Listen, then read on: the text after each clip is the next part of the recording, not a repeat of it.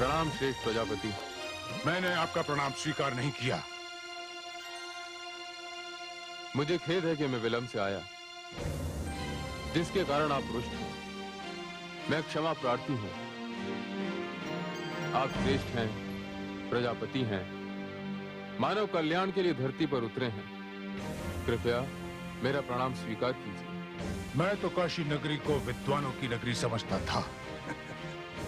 मैं नहीं जानता था कि बैल पर सवारी करने वाला, शरीर पर राख मलने वाला, बागंबर ओढ़ने वाला, सर्प की माला धारण करने वाला काशी वासियों का इतना पूज्य है, इतना वंदनीय है कि जिसके आते ही मुझ अध्यक्ष का अपमान करके वे तुम्हारी ओर दौड़ पड़े। हे प्रजापति, मैंने अपना सर्वस्व मानव कल्याण के लिए समर्पित करने का संकल्प लिया है। आप मेरी वेशभूषा पे न जाएं। रूप का क्या है? रूप तो बाहरी दिखावा है। मानव की पहचान तो उसके आचार, विचार और व्यवहार से होती है।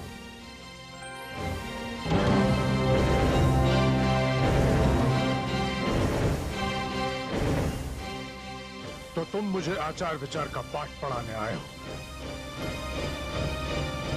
मैं देख रहा हूं, जैसी तुम्हारी वेशभूषा है, जैसा तुम्हारा रूप, वैसा ही तुम्हारा व्यवहार भी है। तुम्हें इस सामान्य शिष्टाचार का भी ज्ञान नहीं कि अध्यक्ष द्वारा स्थान ग्रहण कर लेने के पश्चात सभा में आना सभा की कार्यवाही में विघ्न डालने के समान। मेरी धृष्टता को क्षमा करें श्रेष्ठ प्रजापति। भगवान शिव तो इस नगरी का अधिष्ठाता हैं, वे इस नगरी के स्वामी हैं। तभी तो कहते हैं कि काशी शंकर भगवान के त्रिशूल पर बसी हुई है। मैं तो क्षेत्र में नाम मात्र का प्रजापति हूँ। ये नगरी तो भगवान विश्वनाथ की नगरी है। भूलिए मत प्रजापति त्रिभुवन। श्रेष्ठ प्रजापति दक्ष का शुभागमन यहाँ आपके निमंत्रण पर हुआ है। बंद करो अपनी ये चिकनी चुपड़ी बातें। प्रजापति त्रिभुवन, यदि आपकी नगरी में ऐसा कोई सम्मानित व्यक्ति था तो मुझे यहाँ बुलाने की क्या आवश्यकता थी? मुझे तो ऐसा प्रतीत होता है कि मेरे विरुद्ध कोई षड्यंत्र रचा गया है और मुझे यहाँ अपमानित करने के लिए ही बुलाया गया है। आमंत्रित करने वालों का उद्देश्य मुझे नीचा दिखाना ही था। नहीं प्रजापति, आप ऐसा न सोचें। विद्वानों के लिए नगरी पलकें बिछाती है। श्रेष्ठ जनों का जो मान सम्मान यहाँ हुआ है, वे उसे कभी नहीं भूलते। मैं भी नहीं भूल पाऊंगा यहाँ का अपमान। जैसे तुम, वैसी तुम्हारी ये नगरी और वैसे ही इस नगरी के लोग। पिताश्री, ये लोग अपनी भूल के लिए आपसे क्षमा मांग रहे हैं। नहीं पुत्री, मैं इन्हें क्षमा नहीं करूंगा। ये कोई श्रेष्ठ लोग नहीं है, मुझसे छोटे हैं, रूप और गुण में बहुत ही छोटे। चलो पुत्री। नहीं, ऐसा अनर्थ मत कीजिए प्रजापति। अभी अभी आपने स्वयं की श्रेष्ठता स्वीकार की है। श्रेष्ठ लोग तो छोटों को क्षमा करते ही रहते हैं। मैं तुम जैसे अशिष्ट असभ्य छोटे लोगों के साथ वार्तालाप करके अपनी वाणी को अपवित्र नहीं करना चाहता। बस प्रजापति बस, अब आप एक शब्द भी ना बोलें। आप शिव की नगरी में आकर शिव का अपमान कर रहे हैं। हमने आपको अतिथि समझकर आपको सहन किया, क्षमा किया। अब आप स्वयं सोचें और विचार करें कि आचार विचार और व्यवहार में कौन छोटा है और कौन बड़ा। प्रलाप बंद करो त्रिभुवन। मैं अभी इसी क्षण इस सभा को त्याग करके जा रहा हूं। चलो पुत्री।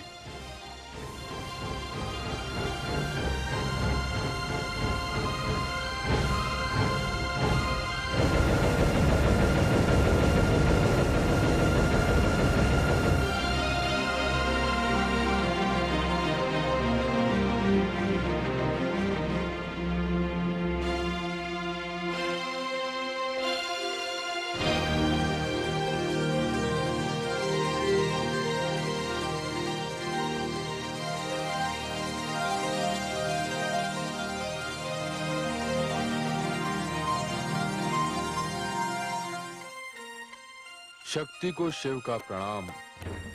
पिताश्री के व्यवहार के लिए मैं आपसे क्षमा मांगती हूँ।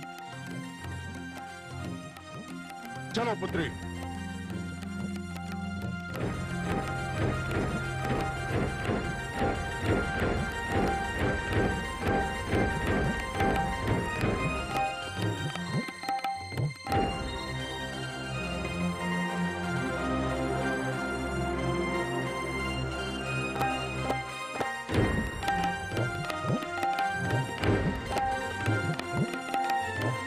क्षमा कर दीजिए प्रभु।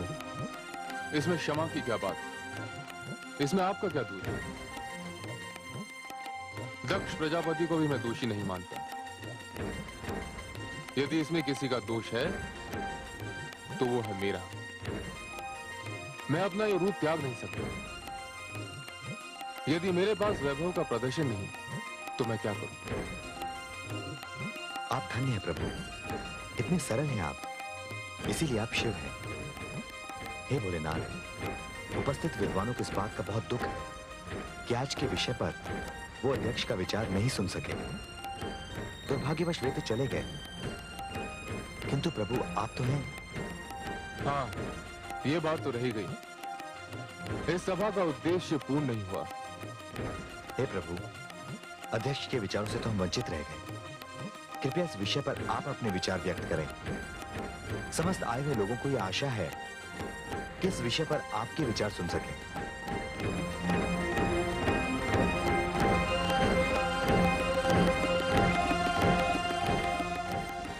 अपना स्थान ग्रहण करें।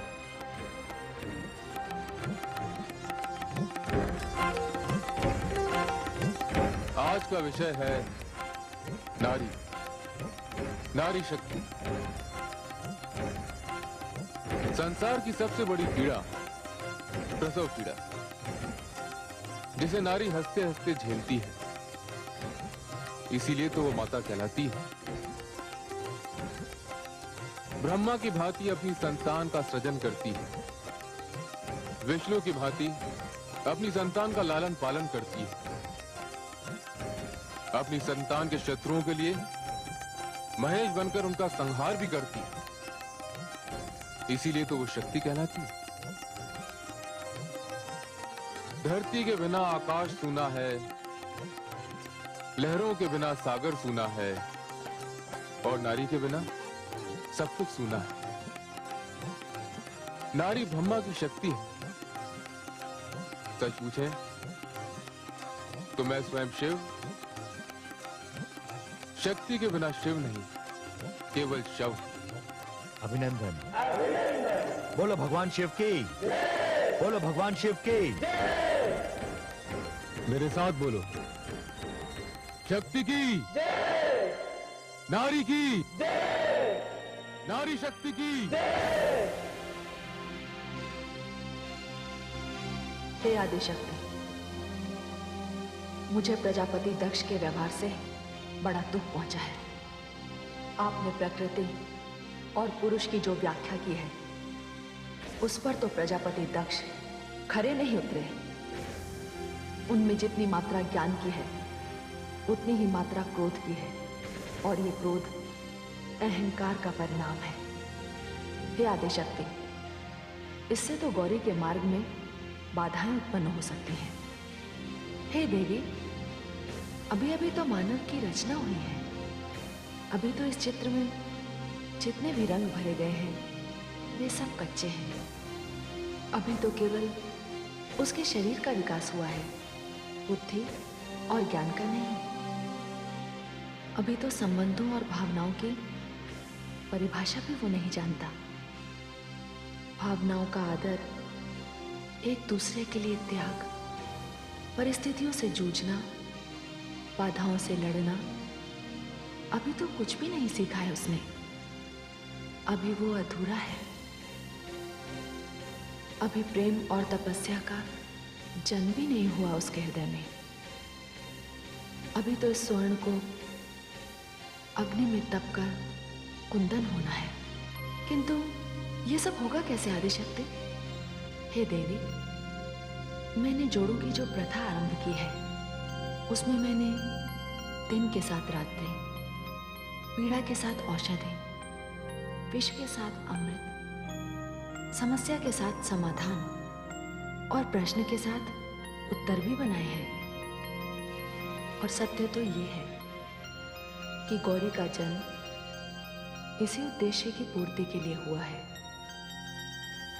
वही परिस्थितियों से जूझना सिखाएगी, वही संबंधों और भावनाओं की परिभाषा समझाएगी, वही इस बिखरे हुए जीवन को संवारेगी। वही इस बेरंग दृश्य में रंग भरेगी, वही इस जीवन का अर्थ भी बताएगी। और इस रण क्षेत्र में वो अकेली नहीं है। एक ओर हमारी गौरी है तो दूसरी ओर हमारे शिव है। और शिव का अर्थ है मंगल करने वाला। किंतु हे मां शक्ति, प्रजापति दक्ष उन्हें मंगल करने का अवसर दे तब ना। हे देवी, गौरी और शिव के मार्ग की बाधा तो संसार की कोई भी शक्ति नहीं बन सकती। किंतु हे मां शक्ति, इन परिस्थितियों में हमारी गौरी का क्या होगा?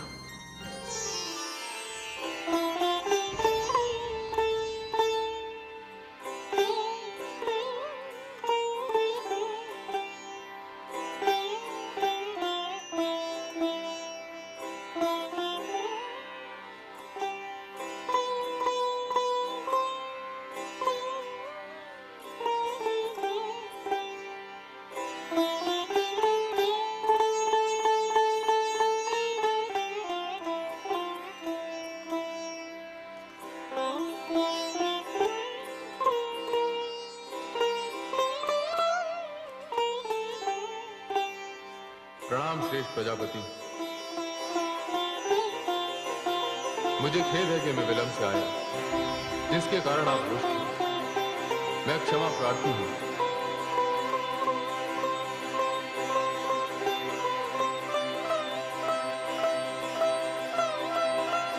आप श्रेष्ठ हैं, प्रजापति हैं, मानव कल्याण के लिए धरती पर उतरे हैं। कृपया मेरा प्रणाम स्वीकार कीजिए।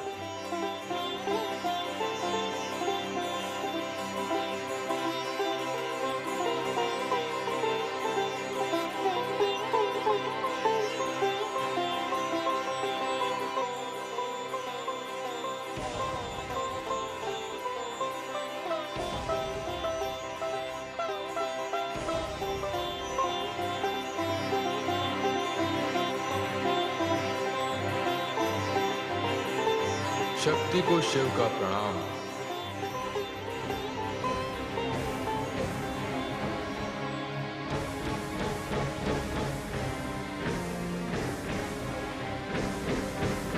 अरे आ गए, आ गए, आ गए।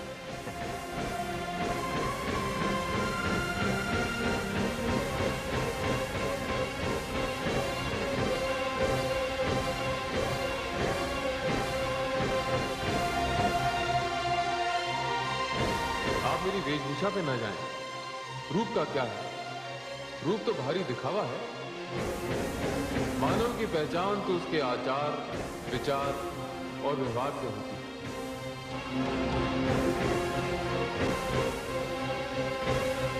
तो तुम मुझे आचार विचार का पाठ पढ़ाने आए हो।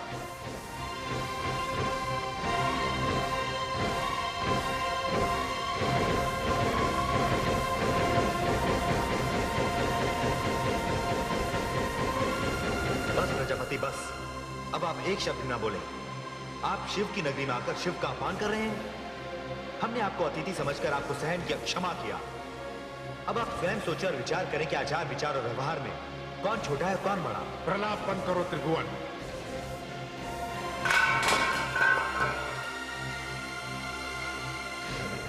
ये कैसी ध्वनि?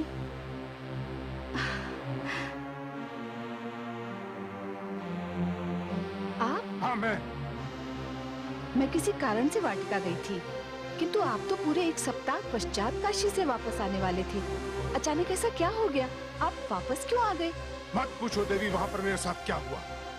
आप अशांत लग रहे हैं। अवश्य वहाँ कुछ घटा होगा। वो कोई विद्वानों की सभा नहीं थी, अशिक्षित अशिष्ट मूर्खों की सभा थी। ये आप क्या कह रहे हैं स्वामी? हाँ, वहाँ शिव जैसे असभ्य और अर्धनग्न व्यक्ति को मुख्य अतिथि बनाया गया था। ऐसे व्यक्ति को काशी निवासी अपना वंदनीय मानते हैं। वे लोग मूर्ख नहीं है तो क्या है?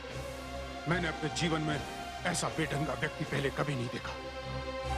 किंतु वहाँ हुआ क्या स्वामी? उनका निमंत्रण स्वीकार करना मेरी भूल थी और उस भूल का मुझे प्रायश्चित करना पड़ा। उन लोगों ने मुझे वहां बुलाकर मेरा अपमान किया, घोर अपमान। उस अपमान को मैं जीवन भर नहीं भुला पाऊंगा। देवी, अब इस विषय में मैं कोई और बात नहीं करना चाहता। मैं एकांत चाहता हूं, एकांत चाहता हूं मैं।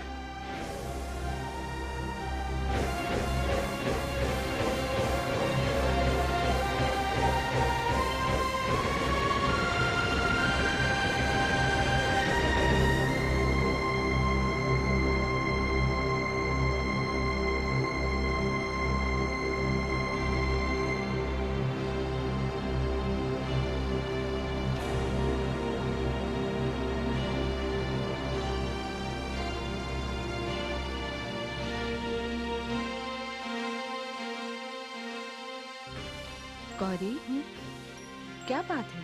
कुछ सोच रही थी? नहीं, नहीं माताश्री, तुम्हारे पिताश्री बहुत अशांत हैं। क्या उनका अपमान हुआ वहाँ? अपमान? नहीं माताश्री, वहाँ तो उनका भव्य स्वागत हुआ। उन लोगों ने हमारे सम्मान में तो कोई कमी नहीं रखी। तो फिर सभा से वापस आने का कारण? माताश्री, सभा के विशेष अतिथि भगवान शिव थे। वे सभा में अध्यक्ष के आसन ग्रहण करने के पश्चात आए। ये बात पिताश्री को बहुत बुरी लगी। इसमें भूल भगवान शिव की थी। तब तो फिर तुम्हारे पिताश्री का क्रोधित होना अनुचित नहीं है। पर माताश्री, भगवान शिव ने विलंब से आने के लिए पिताश्री से क्षमा मांगी, पर पिताश्री ने उन्हें क्षमा नहीं किया। यहाँ तक कि उन्होंने भगवान शिव का प्रणाम भी स्वीकार नहीं किया। क्या? हाँ माताश्री, भगवान शिव ने अपने विशाल हृदय का परिचय दिया, किंतु पिताश्री ने अपने हृदय की विशालता का परिचय नहीं दिया। उन्होंने तो बारंबार भगवान शिव का अपमान किया। पर माताश्री, भगवान शिव की सरलता, उनकी नम्रता, उनकी शालीनता और उनका भोलापन तो बस देखते ही बनता था। इतना अपमान सहने पर भी उनके माथे पर बल नहीं पड़ा। उनके अधरों की मुस्कान नहीं गई। उनका वो मन भावन रूप देखकर तो मैं मंत्रमुग्ध हो गई। मैं उनके समक्ष नतमस्तक हो गई माताश्री। अच्छा? हाँ माताश्री, सचमुच ऐसा ही हुआ।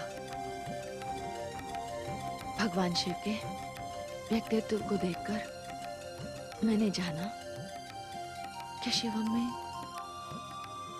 सत्यम और सुंदरम का मेल कैसा होता है।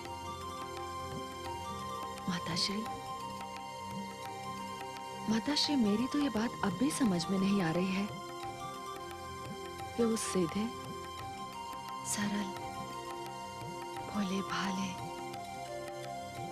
और पावन रूप को पिताश्री जैसा विद्वान व्यक्ति इतना छोटा कैसे समझ सकता है। माताश्री,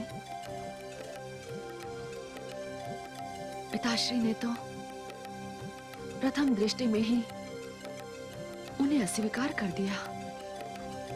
इतना ही नहीं, उन्होंने भगवान शिव को बैल की सवारी करने वाला, शरीर पर राख मलने वाला, बागंबर ओढ़ने वाला, सर्प की माला धारण करने वाला, ये सब कहकर उनका अपमान किया।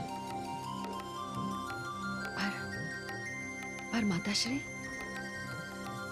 इतना सब कुछ सुनने के पश्चात भी वो मुस्कुराते ही रहे। उनकी वही मुस्कुराती हुई छवि अब तक मेरी आंखों में घूम रही है। मैंने तो पिताश्री की ओर से उनसे क्षमा भी मांगी, किंतु मुझे ऐसा लगता है जैसे मेरी क्षमा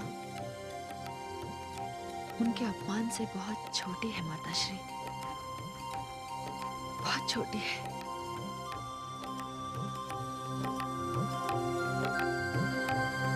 हे विधाता, ये तूने क्या कर दिया? वो काशी से जिसके लिए अपने हृदय में इतनी घृणा लेकर आए हैं, उसके लिए पुत्री के मन में इतना प्रेम उमड़ आया है। पिता और पुत्री दोनों ही हठी हैं। यदि इन दोनों का हट एक दूसरे से टकरा गया तो न जाने क्या होगा। मेरी गौरी की रक्षा करना भगवान।